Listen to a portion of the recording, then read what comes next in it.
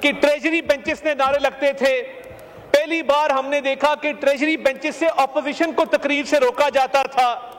پہلی بار ہم نے دیکھا کہ کسٹوڈین آف دی ہاؤس کی بجائے جو پروڈکشن آرڈر جاری کرنے کی ہدایات آتی تھیں وہ وزیر اعظم ہاؤس سے آتی تھیں اور بانی چیئرمین پی ٹی آئی بتاتے تھے کہ کس کا پروڈکشن آرڈر جاری کیا جائے گا, کس کا نہیں کیا جائے گا. تو یہ جو نفرت کے بیج بوئے گئے ہیں, ہم نے تو تب بھی ان کو سمجھایا تھا کہ وقت ایک سا نہیں رہتا, اور انہوں نے جو سیاست کے اندر روایات ڈالی, یہ کبھی نہیں ہوا تھا کہ خواتین کو سیاسی انتقام کا نشانہ بنایا جاتا.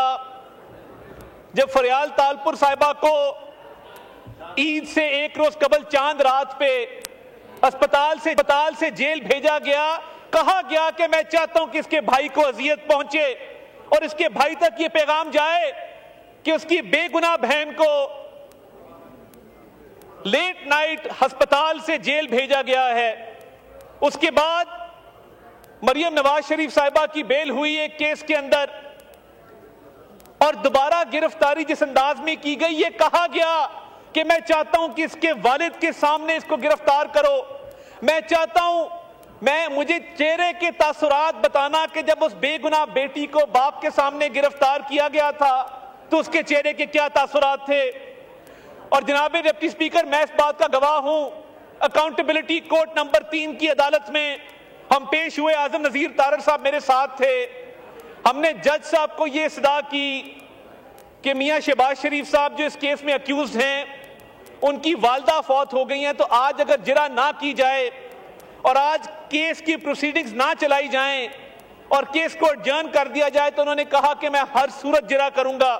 اس وقت کا فرعون شہزاد اکبر کہاں ہے جو یہاں پہ بیٹھ کے لوگوں کی ماں بہنوں کے خلاف کیسز بناتا تھا؟ آج جب وقت آیا ہے تو ملک کو چھوڑ کے بھاگ نکلے. اور وہ والدہ کی میت گھر میں پڑی تھی اور جج صاحب نے 4 گھنٹے اس کیس کی کاروائی چلائی. یہ آج کس بات کو روتے ہیں؟ مگر انہوں نے نہ ماضی سے سبق سیکھا, نہ حال سے سبق سیکھا, اور ان کا مستقبل بھی مجھے تاریک نظر آتا ہے. جو جلسے پہ اس دن ایک نام نہاد وزیر اعلیٰ نے زبان استعمال کی فوج کے ادارے کے خلاف, آپ کے صوبے کے اندر دہشت گردی پنپ رہی ہے, جنوبی خیبر پختونخوا کے اندر روز دھماکے ہو رہے ہیں, روز حملے ہو رہے ہیں, اور آپ کو فکر ہی نہیں ہے. یہ وہی بات ہوئی کہ روم جل رہا تھا اور نیرو بانسری بجا رہا تھا. یہاں تو نیرو گالیاں دے رہا ہے, کنٹینر پہ چڑھ کے گالیاں دے رہا ہے. ناکام جلسے کا غصہ نکالنا تھا تو اپنے لوگوں پر نکالتے.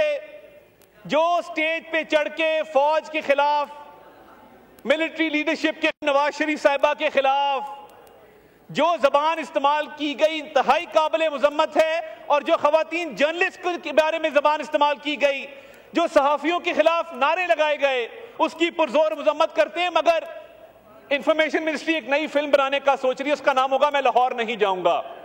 پہلے ایک فلم آئی تھی, یہ اس کا اگلا حصہ ہے کہ میں لاہور نہیں جاؤں گا, کیونکہ اب میرا خیال ہے کہ شاید لاہور جانے کا ارادہ ترک کر دیا جائے.